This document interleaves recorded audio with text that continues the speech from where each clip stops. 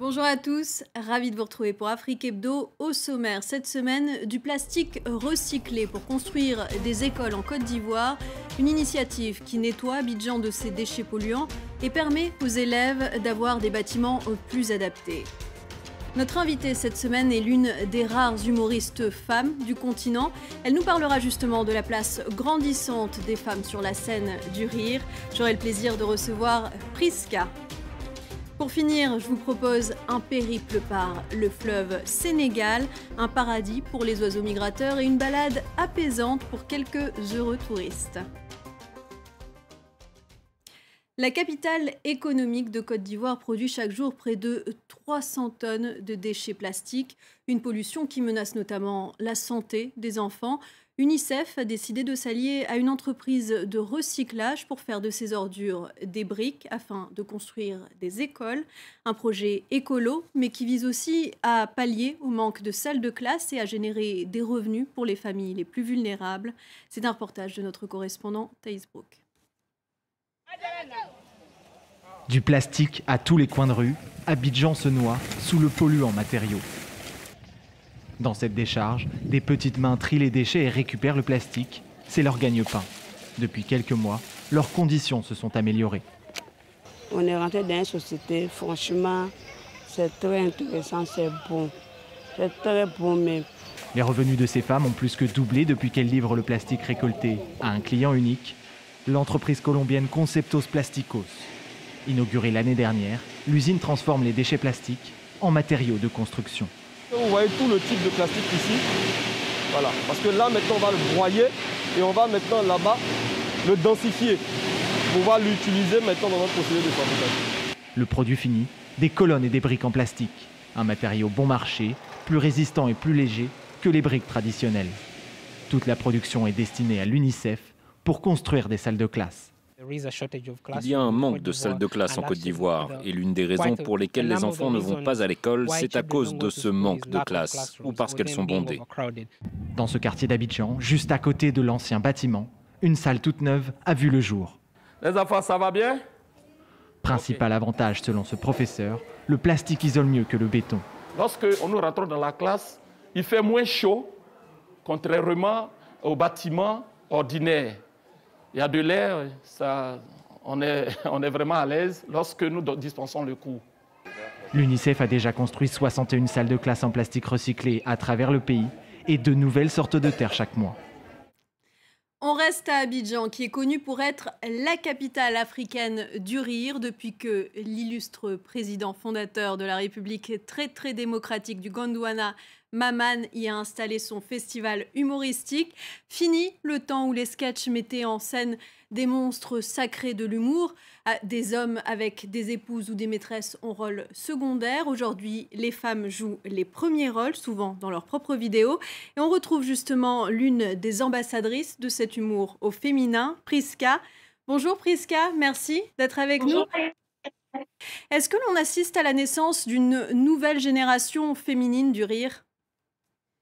Bien évidemment, on assiste à une nouvelle génération d'humoristes au féminin parce qu'on s'est rendu compte que ce n'était pas un milieu aussi difficile que ça. Et puis, on a beaucoup de choses à dire. Pendant très longtemps, ils ont parlé à notre place et on s'est dit, il est temps qu'on parle pour nous-mêmes. Voilà. Donc, il y a beaucoup d'humoristes au féminin qui sont en train de naître. Alors, en quoi est-ce que l'humour des humoristes femmes est différent de celui des humoristes hommes sur le continent ? C'est différent, ce sens que chacun mène son combat. Donc, je pense que la femme est mieux placée pour mener son propre combat. On sait exactement ce qu'on vit, on sait exactement ce qu'on est, on sait exactement ce qu'on a envie de changer. Donc, je pense que c'est dans ce sens que réside la différence. Sinon, dans la forme, on a tous le même objectif, arriver à faire rire le public et faire passer le message qui nous tient à cœur. Alors, lors de la 6e édition du Festival du Rire d'Abidjan, il y a une battle homme-femme. Est-ce que vous pouvez nous en dire un peu plus sur ce spectacle ? Ce que je veux dire, c'est que les hommes s'attendent à avoir en face d'eux du lourd, comme on dit en Abidjan, voilà, du très lourd. On n'a pas peur. Ils ont longtemps pensé qu'ils étaient meilleurs dans tout ce qu'ils faisaient, mais nous, on arrive, voilà. Et on va leur montrer que si Dieu a créé la femme après l'homme là. C'est parce qu'il y avait quelque chose à faire que l'homme ne pouvait pas faire. C'est ça son nom que je dis. Je les attends. Quels sont les thèmes dont vous-même vous aimez traiter et qui vous inspirent? Ben moi, comme j'aime bien le dire, je parle de tout ce qui me touche, tout ce que je vis directement ou par ricochet. J'aime parler de la force de la femme, de la puissance de la femme. J'aime dire aux hommes, arrêtez de dire que nous, on ne sait pas ce qu'on veut. On sait exactement ce qu'on veut.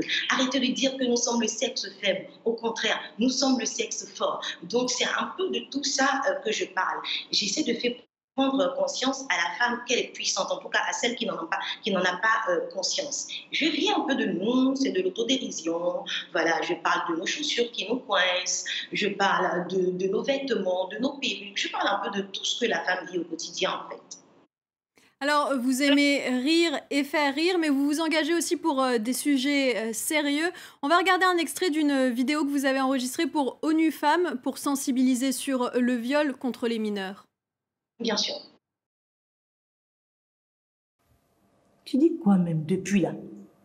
Tonton te touche. Il te coince un peu. Il appuie tes fesses. Ça c'est quoi? C'est rien. Aïe. Non. Non, c'est pas pour ça que tu vas être triste comme ça. C'est normal. Regarde comment tu es jolie. Regarde comment tu es en forme. Toi, mais tu m'as dit ça, il t'a vu avant que tu étais née ici là. 15 ans seulement. Voilà pour cette vidéo dont le texte a été écrit par Maman. Je le disais, vous êtes aussi une artiste engagée notamment dans la lutte contre l'excision, contre le mariage forcé et toutes les formes de violence faites aux femmes, et pour l'éducation et la scolarisation des jeunes filles.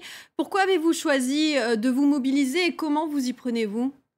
J'ai choisi de me mobiliser par rapport à ces combats parce qu'il y a certaines choses que j'ai vécues moi-même. Et donc, arrivé à un moment où je me suis dit, j'ai une certaine notoriété, pourquoi ne pas être le porte-flambeau donc, de ces femmes-là? Vous savez, par exemple, le combat qu'on mène avec ONU Femmes et Gondwana City Prod, c'est quelque chose qu'on vit beaucoup dans nos familles ici. Et quand tu veux parler, on te dit tu ne vas pas venir détruire la famille. Et c'est quelque chose que moi, j'ai vécu personnellement. Donc, aujourd'hui, je suis plus forte et je peux parler. Pendant qu'il y a beaucoup de femmes qui ne peuvent pas parler. Donc, je me suis dit, si je peux changer quelque chose, faut pas que je reste silencieuse, faut qu'on parle. Et comme Maman s'engage dans cette logique-là, et bien voilà, je me sens beaucoup plus forte parce que je ne suis pas seule. Et ensemble, je pense qu'on va réussir à éradiquer beaucoup de choses. Merci Prisca d'avoir été avec nous dans Afrique Hebdo. C'est moi qui vous dis merci Valériane, merci beaucoup.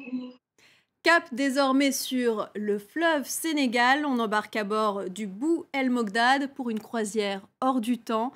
De Saint-Louis, l'élégante, à Podor, l'ancien comptoir endormi aux portes du Sahara.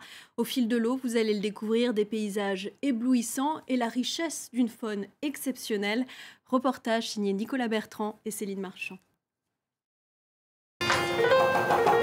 Cela fait des mois qu'il n'a pas bougé. À cause bien sûr de la crise sanitaire. Mais finalement, les visiteurs sont de retour sur le bateau de croisière. On va assister au départ. Ok, pareil. L'équipage est sur le pont. La remise en marche est un moment un peu sensible. Pape, vas-y, c'est bon, on est prêt. Centaine de kilos. Le capitaine donne les ordres, très concentré. Donc moi, il faut que je m'arrange à ce que les armes n'aillent pas vers l'avant. Stopper, bâbord, c'est ça que je surveille. Avant, très lente les deux. À l'autre bout du micro, dans la cale, Ousmane veille au grain. C'est le chef des mécaniciens. Avec son assistant, ils arrosent généreusement d'huile un moteur construit aux Pays-Bas il y a 70 ans. Le Bou El Mogdad avale les premiers kilomètres. À bord, les passagers profitent du paysage ou du soleil. On a fait beaucoup d'autres croisières, mais celle-ci, elle est bien parce qu'elle est insolite et elle est, comment je pourrais dire, hors du temps, tiens, voilà. Il n'y a pas de touristes, il n'y a pas de bateaux qui passent partout. On est les seuls sur le fleuve. Allez, embarquement. Le bateau vient d'entrer dans le parc national du Djoudj, la 3e plus grande réserve ornithologique de la planète.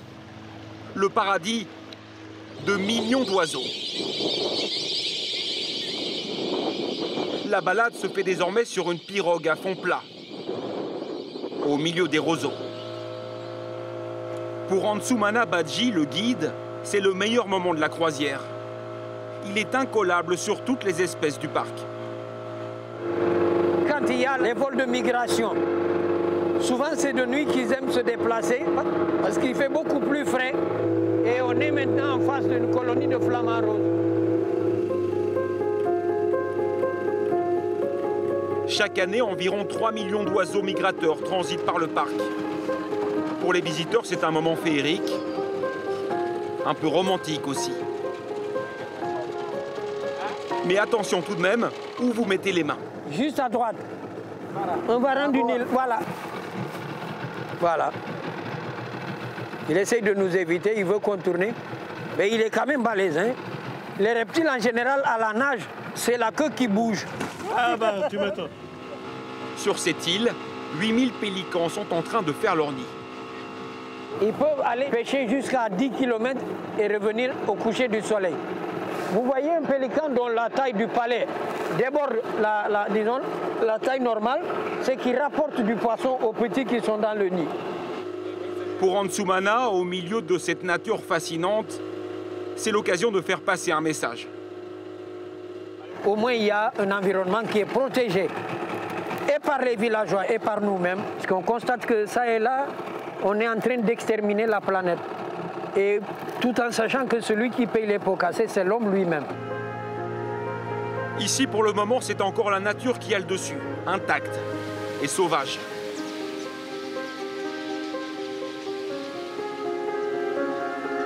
La croisière continue. Le fleuve Sénégal est encore loin d'avoir livré tous ses secrets. C'est la fin d'Afrique Hebdo. Merci à toutes et à tous d'avoir été avec nous. À très vite sur France 24.